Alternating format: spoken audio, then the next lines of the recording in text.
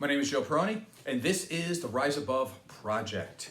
And so today, let's talk about the obvious. There was an election this week, and Donald Trump won the 2024 election. Now, if you've seen some of my shows before, you might have a guess about how I feel about this. So, am I disappointed? Absolutely yes. Am I sad? Maybe a little, but let me tell it to you like this, okay? What I've noticed over the last 9 years or so, these Trump supporters tend to deal in recreational cruelty, and they always want to own the libs. So there is no way that I will ever let any one of them get any type of happiness off of me feeling bad. That's not going to happen because they tend to enjoy other people's pain. Now, I'm a bad guy for saying it? Absolutely not. They love Donald Trump for saying it like it is, even though he doesn't say it like it is. He lies most of the time, but he just says what's on his mind. Okay, so I'll say what's on my mind today. So yeah, I look at it as it's hurtful because it's an opportunity loss. We actually had an opportunity to put somebody in office that was very intelligent, and she was very qualified, and she was a good speaker, and she could bring people together. And that's really what America is all about. But we're not doing that. We're going down a different route. Now, whether they try to hide it or not, we're going down a fascism route. That's where we're going. I never thought in my lifetime that I would see this. Let's talk about this a little bit. I went to church today. Today's Sunday. And it was really interesting. I looked at the bulletin, and as soon as I saw it, it had this part in there where it said, "Keep calm and carry on."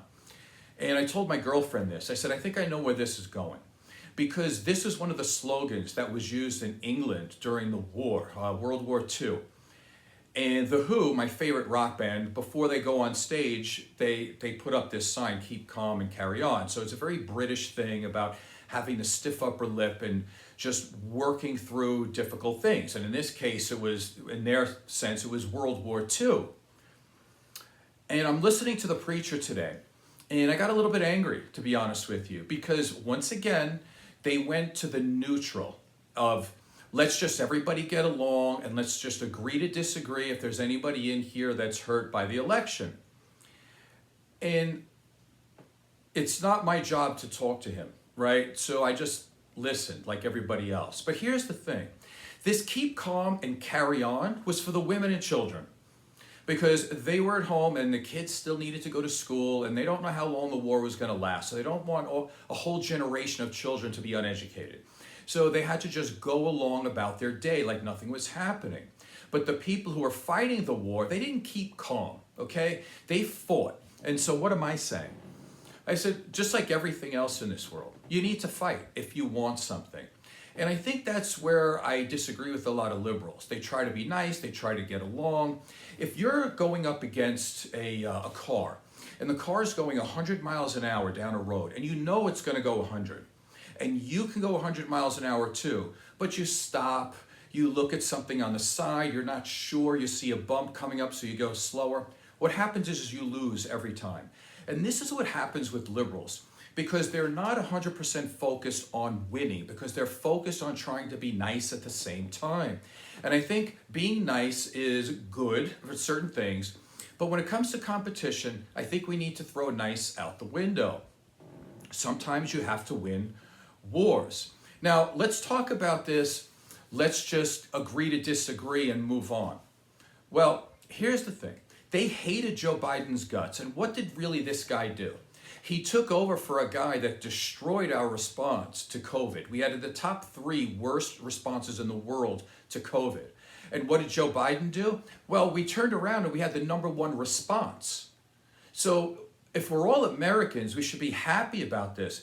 It almost feels like Biden was in office for 4 years, but I don't even remember it, because all I remember was the news focusing on Donald Trump, and they were trying to focus on how bad Joe Biden was all along. So I'm going to give you some ideas about what I think should happen here in order to correct this kind of stuff in the future. But first, let's talk about this election. Yes, Donald Trump won. I've got no problem with that. Let me just say it, a fair and free election. And again, we should keep calm and carry on. And we should just be okay to agree to disagree. But here's the thing. Did Republicans do that? No. They tried to overrun the Capitol building. They tried to just overrun democracy. There were people getting hurt and they were beating up policemen. And then we had to hear for 4 years about fake news and how they never actually lost. So they never did any of that. So for them to expect liberals to do it, I think is really rich, right? But I'll do that part, okay? Because I'm a man and I know how to deal with losses. That's okay, because I've lost before and I've come back and I win most of the time. So let's take a look at this. So they're going to keep telling you Trump won by, he won the popular vote. That he did. And when you look at the Electoral College, he won by a lot. Like it's crazy by how much he won. But here's the thing that you really have to look at that the news is really not focusing on. And I'll tell you, Trump had about the same amount of votes that he had in 2020. So he performed at about the same rate. So when they had this whole thing, when they're telling you that the whole country is sliding towards conservatism, don't believe that. That's not true. He had about the same amount of votes as he did last time. So he retained his people. Now, in certain areas he went up. We'll talk about that later with like Hispanic men and things like this. But for the most part, he retained his popularity that he had before. But here's the kicker.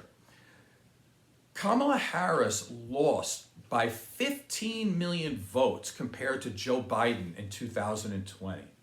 That's an incredible underperformance. If she would have just equaled what Joe Biden did in 2020, we wouldn't be having this conversation because she would have won by millions of votes. So what's the problem here?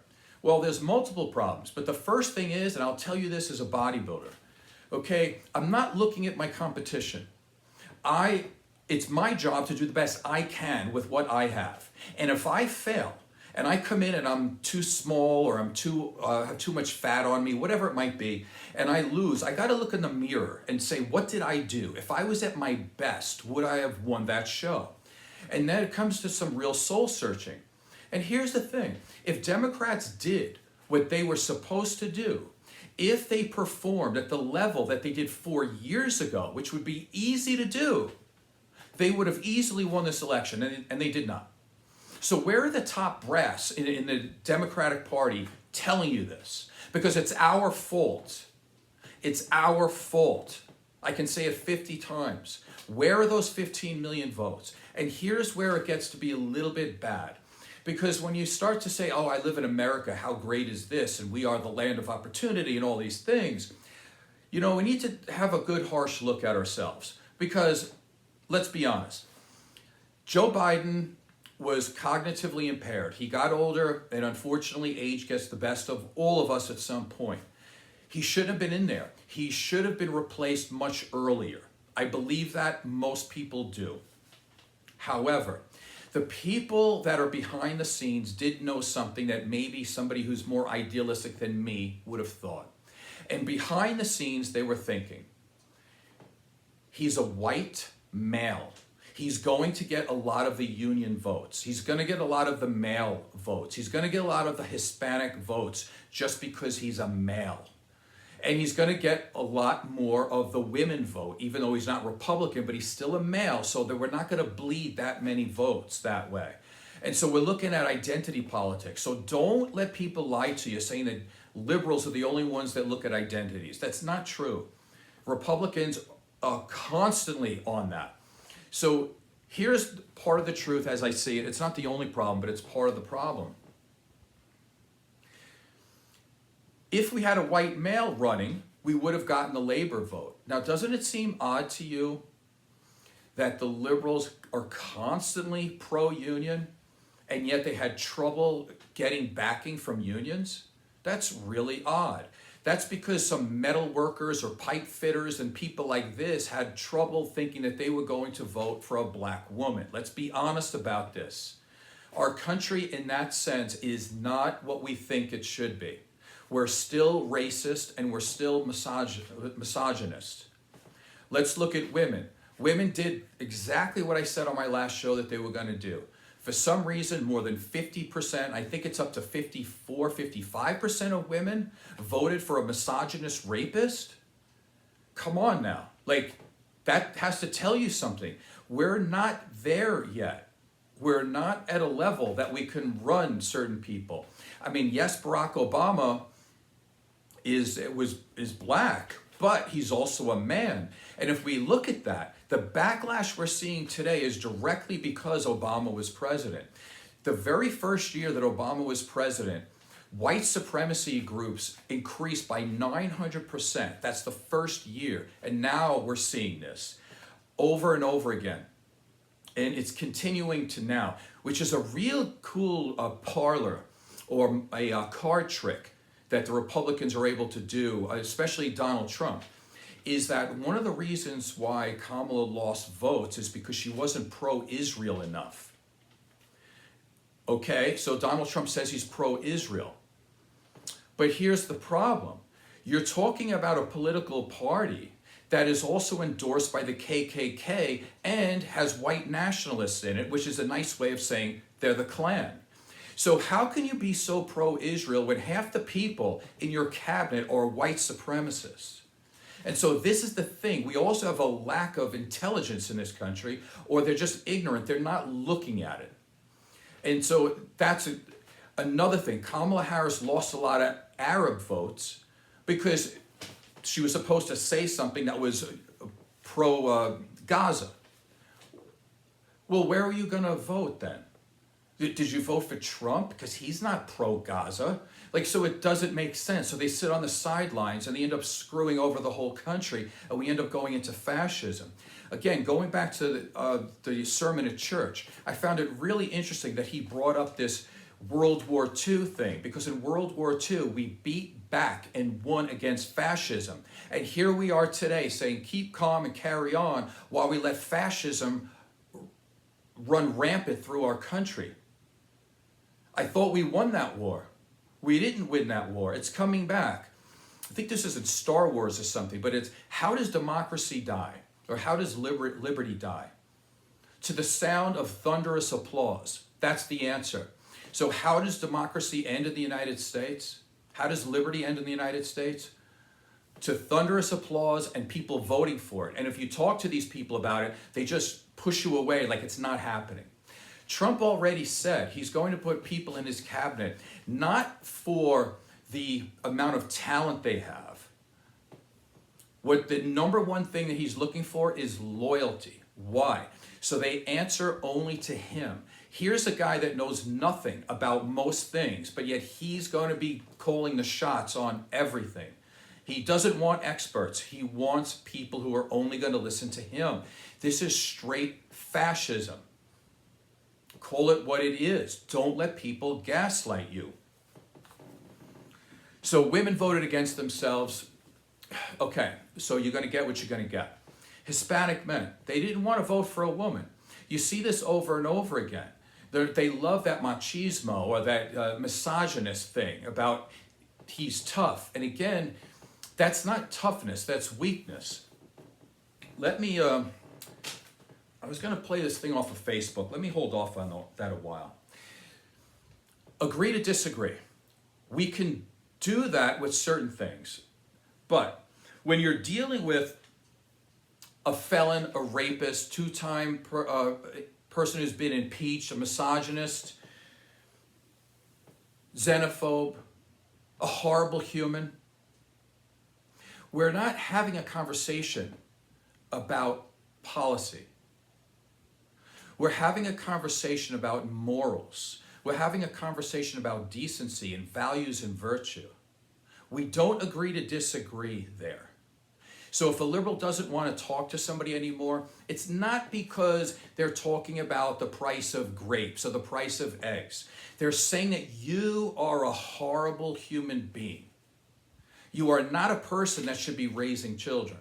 How in the world can you be completely devoid of all this? How can you support fascism? How can you support racism and misogyny and everything else that's going on here? That's what we're talking about. And then they'll say, well, you have Trump derangement syndrome. Well, no, you're a decent person who cares about things. Now, I'm not saying that everybody in the Republican Party is a racist, but it's certainly not a deal breaker for you. And that's the problem. I don't want to be associated with people like that. And decent people don't want to either. Let me show you this thing real quick if I can get to it. This is the type of thing that it's going to spur all around the country. And we're seeing this with these influencers who are hugely important to the Republican Party. Millions upon millions of subscribers. And they have so much influence, much more influence than putting a 30-second commercial on TV.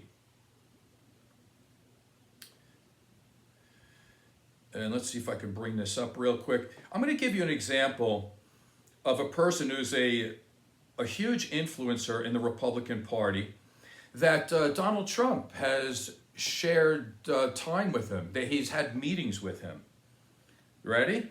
Let me see. And I don't know why I need to pull this up quicker so I don't waste your time. You're totally not pressed. The feel when we control your bodies. Hey, bitch, we control your bodies. Guess what? Guys win again, okay? Men win again. And yes, we control your bodies. Hi, I'm your Republican congressman. Hi, I'm your Republican congressman. It's your body, my choice. And men, women again. Men win again. There will never, ever be a female president. Never. There will never be a female president, ever. It's over. Glass ceiling. Dude, it's a ceiling made of fucking bricks. You will never break it. Your stupid face keeps hitting the brick ceiling. We will keep you down forever. You will never control your own bodies. You will never be the president of the global empire. Never gonna happen, sweetie. Your body, our choice. Hi, it's time for today's Dear... Okay, so you could say that that's just one guy on social media. But here's the thing. That guy has millions upon millions and knows Donald Trump and has meetings with him about this stuff. That's the type of energy he's tapped into. And this is why it's so difficult. Just like on the Joe Rogan show, he's had like 15, he is more popular, Joe Rogan. He has more listeners and viewers than anybody does on TV shows. That's how powerful these people are. And who's watching it? Mostly angry men who are not doing anything with their lives. Some of them are doing things with their lives, but underneath it, they're very angry men that are sexist and everything else. And what happens is that you don't have to do what they did here, I can tell you, in Nevada. You know, Kamala Harris raised more money than Donald Trump. But what did they do with it? They did a lot of door knocking and things like this. They had people walking around. And I went outside a couple of times when they would knock on the door and I'd go out. And typically they're these people that don't even know much about the election. They can't talk to you about it. And what they're doing is they're taking the random chance at your home to talk you into voting. That doesn't work. What does work is these people wake up in the morning and they hit their phone and they go, ooh, and they get all these dopamine hits from their favorite people like Joe Rogan and this guy who's Nick Fuentes. And they love this and it becomes a part of their life because it's on their own phone. And so they're seeing this and it becomes part of their life and they love them like they're some type of, you know, all-star great human, right? They say that they don't like these Hollywood stars, but people like Nick Fuentes are Hollywood stars to people on the right. Joe Rogan is a Hollywood star to people on the right. And we have to start understanding this. We need to do this. We can't be doing it the old school way all the time. It's not going to work. So this is some of the ways that we need to fight back. Skip all this door knocking stuff. We need to start pushing on social media. The top 20 social media podcasts are all conservative. There's like 17 or 18 out of the top 20, they're all conservative. Why is this? Why are we not pushing in that direction? I don't understand it. And again, the news, the radio, TV, where are our programs? Fox News got sued almost $1 billion because they are an entertainment thing. They're not news. And yet it doesn't matter. The ball keeps rolling forward. People who watch Fox News, they've done studies on this. The more they watch Fox News, the more misinformed they get. But the people who watch Fox News don't know that. Why don't they know that? It's because we don't tell them that. We don't push it. You'll get something like MSNBC, which is definitely liberal, but they have moments where they keep putting Donald Trump on there and they're talking about him like he's normal. We have to stop playing nice all the time. If they're going to push it 100% to the right, then we have to push 100% to the left. We need something to balance this out. We don't do much on terms of the radio. We let them run everything. We keep letting them say liberal media over and over, and then all these people on the left, supposedly, they feel like they have to be neutral all the time and they don't call it out. And here we are, we're staring down the barrel of fascism, and it's like, how did we get here? Well, there's a lot of reasons why we got here, but part of it is the media. And I hate to tell you, but with fascism, this is what's going to happen. And he's already talked about it. How do you think liberal places are going to be able to get licensed now? They're going to have to move to the right. And they're going to have to give the news that he wants them to give. And then when that happens, we're really screwed. But not really, because over 50% of the people just want to win for the sake of winning. Let me tell you something. These people who voted for Donald Trump, and you need to know this, most of you, like 98% of you, you won nothing because you're not on his team. Kamala Harris promised that your taxes will not go up if you make under $400,000 a year. I guarantee you, most of you out there, especially people in my family that love Donald Trump, you don't make $400,000 a year. So where is your benefit from this going to happen? You won't. You'll get no benefit other than to say you are allowed to hurt people. And you could watch this jerk on TV all the time entertain you. But that's about it. But in terms of policy, it's not happening. Kamala Harris was going to try to have a middle-class tax cut. She was also going to have a child credit for $6,000, which pulls people out of not just debt, but out of poverty, which they did have, by the way, for the first 2 years, but then the Republicans blocked it. But then we don't want to know about this. So the show's getting a little bit too long, but let me push this through here. So there are some people that will say, okay, it's not about all this, black, white, and male, female. And I agree. But here's the thing that you'll hear from a lot of these Trumpers. They'll say, well, it's the economy. Well, okay, but every single variable you look at our economy says that it's positive. The Wall Street Journal just came out with an article, and you got to, again, if you believe in fascism and Trump, you're going to say that you can't trust anybody other than him. This guy's got like a 2-digit IQ, but you believe him, but you don't believe experts in the field, right? Again, check your head. Okay, the Wall Street Journal already says whoever takes over, and it's going to be Trump now, is taking over a remarkable economy. So I guarantee you this is what's going to happen. Donald Trump, the first second he gets in office, I think it's January 21st, 2025, he's going to declare that the economy is good. And all of his supporters are going to say it's good. That's what's going to happen because it's called a vibe session that we have now. People act like the economy sucks when it doesn't. Because everywhere you look around Las Vegas, everything is sold out and the prices are sky high and everybody's paying it. So you can't tell me. Now, yes, although all the economic indicators are positive, one is not. And prices are high, food prices are high, and that's a constant reminder. However, Kamala Harris had a solution to that, right? Go after the price gouging because we've already known this. CEOs all over the country have said that they love when there's a little bit of inflation because then they tack extra money on there. And then all these people that are ignorant, they end up blaming the Democrats when it's the rich people at the top causing the problem. Like, when do we actually get to fix a problem in this country? Here's something for you. One of the biggest Google searches right now is, what are tariffs?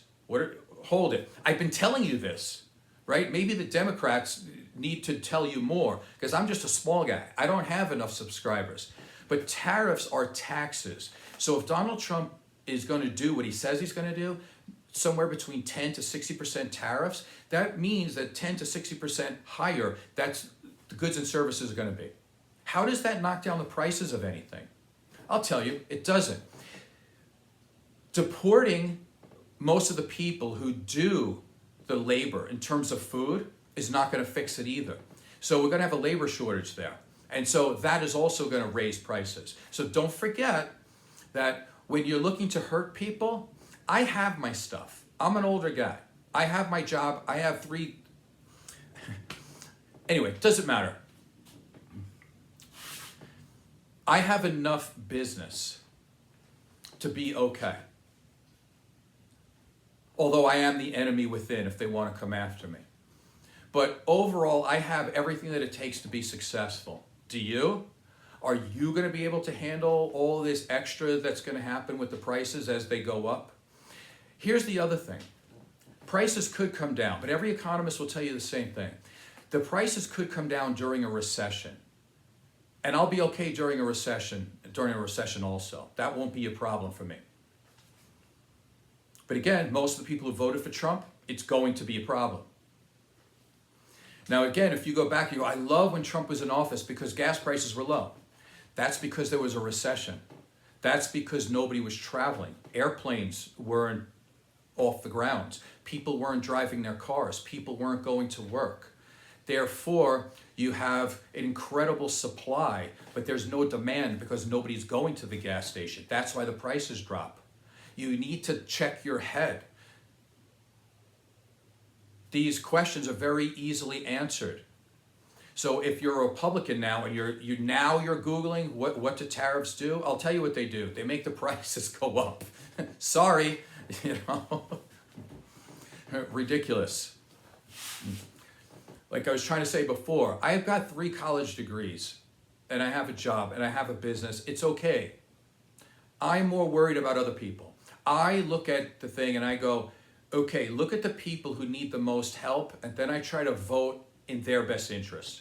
But what do we see out of Trump supporters? They got a big FU to everybody, right? And they vote against their own best interest anyway because they're too ignorant to know what it is, and they just want to go out and hurt people. I can't even tell you exactly why people do this, but they do. So those are the 2 major things. 3 things. People like to hurt people. What else? Trump supporters. They say it's the economy, but the economy is better now than it was when Trump ended his thing. And by the way, he took over Obama's economy, so you can't even give him credit for that. So I don't want to hear it. Okay. Then the other thing you'd say is like, well, it's the border. Again, Obama deported more people than Trump, so that's not the answer.